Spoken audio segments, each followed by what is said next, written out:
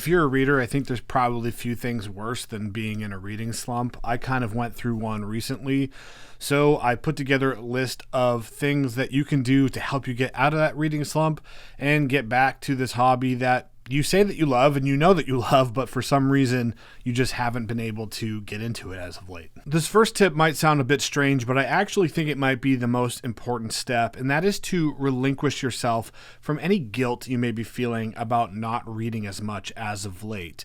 And this might not be something you even consciously realize you're doing. It could be something that's just bubbling beneath the surface, but I think that we tend to romanticize the idea of reading. And there's probably people out there that like the idea of reading more than actually reading itself. But whether we admit it or not, and whether these things are true or not, there are some ideas about reading that I think we kind of hold on this pedestal. We tend to think of people who read books as smarter, more curious. It's generally just considered a very positive habit to have. Whether or not you agree with those sentiments, I still think that they're kind of just baked into the reading experience to varying degrees, where when we get into these reading slumps, we start to feel guilt because we are not living up to maybe our own expectations of who we are. It's also difficult to acknowledge that something that we're very passionate about could feel like a chore. You maybe start to worry, like, why am I feeling this way? Like, aren't I supposed to be enjoying this activity? Why do I feel like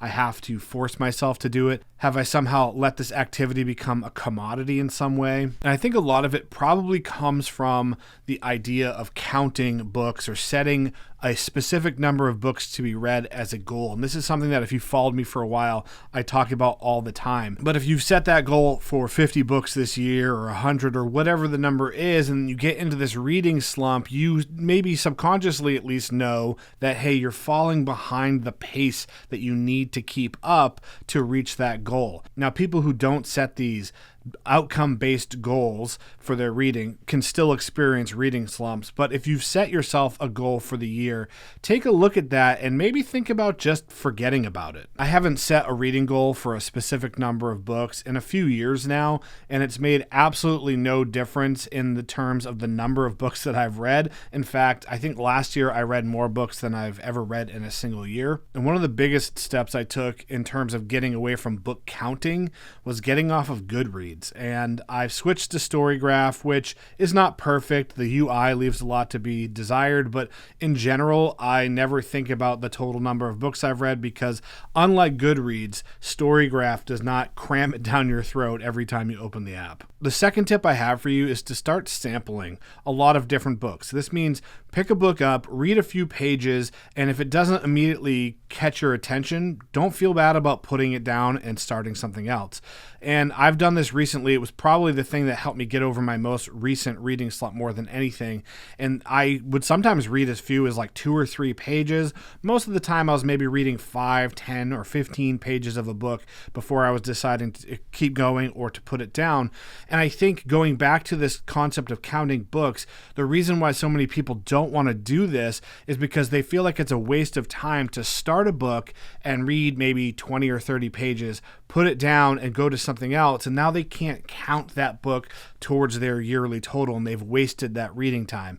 If you get rid of this idea of counting books, this becomes not an issue whatsoever. So at one point I actually had started maybe like 7 different books and I felt a little bit out of control, like, well, you've got too much going on.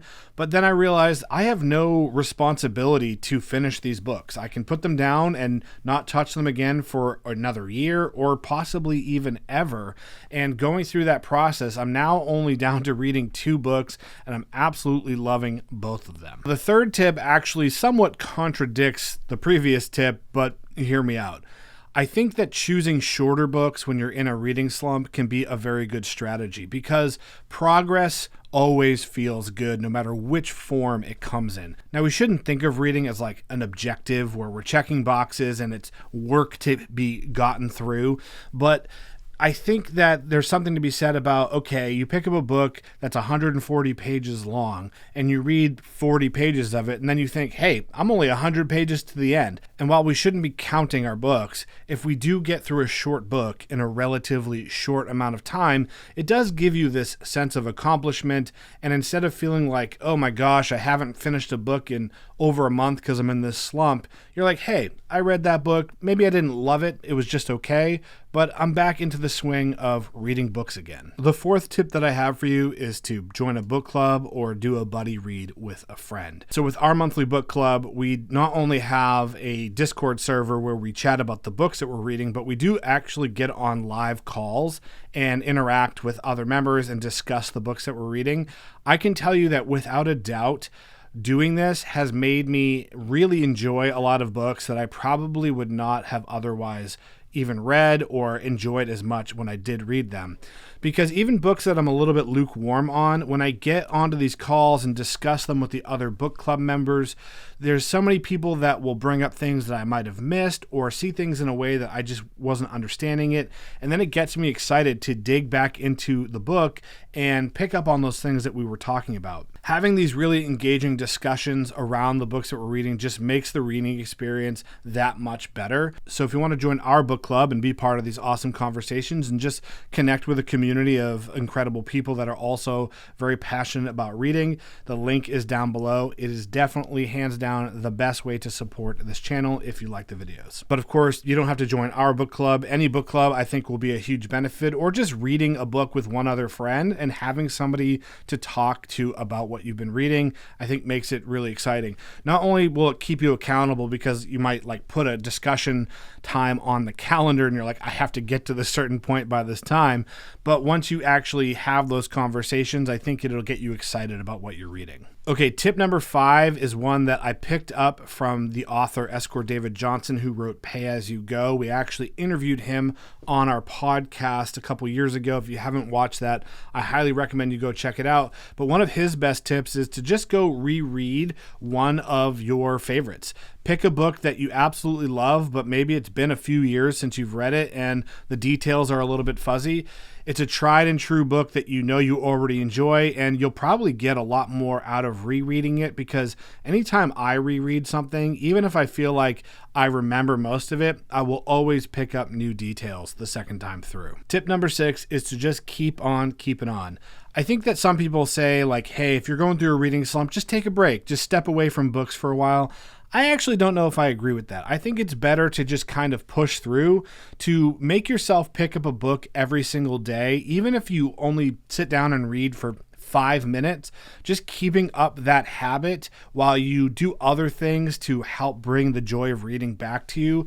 And again, just relinquish that guilt of, oh, I only read 3 pages today. I only read for 10 minutes today. Whatever, at least you did a little bit of reading. At least you maintained that habit of picking up a book and reading a little bit every single day. And this is something that I kind of learned to do from my 1 page per day goal. Instead of setting a book number goal for my reading, I will say, okay, I want to make my goal the habit of reading, because I know that will produce the result of having read a lot of books. And what is my goal? My goal is only 1 page per day. And you might think, okay, well, you're not going to read many books only reading 1 page per day. But the point is, if you set that goal, it's very easy to convince yourself to pick up a book if you don't really feel like it. Maybe we've had a long day at work or whatever. You say to yourself, okay, I can pick up the book and read 1 page. It's very unlikely that you're going to close that book after 1 page. What I usually feel like happens is I go, I don't feel like I'm in the mood to read right now, but I have to stick to my goal of 1 page per day. And I pick up the book and I read that first page, and I'm immediately sucked back into the story, and I keep reading, and I read 20 or 30 or 40 or 50 pages. Of course, there are always days where I maybe only read 2 or 3 pages, but most often I'm going to continue reading. And so I think staying in the habit is really good. If you give yourself too much of a break from your practice of reading, I think it's easy to say, okay, I'll get back to it next week. And then next week becomes 2 weeks, and then 2 weeks becomes a month, and then 1 month becomes 6 months. you get the idea. So I hope that these tips were helpful, but if you have your own things that you found have helped you get out of a reading slump, leave them below so other people can learn from your experiences as well. And if you know somebody who's going through a reading slump, send them this video.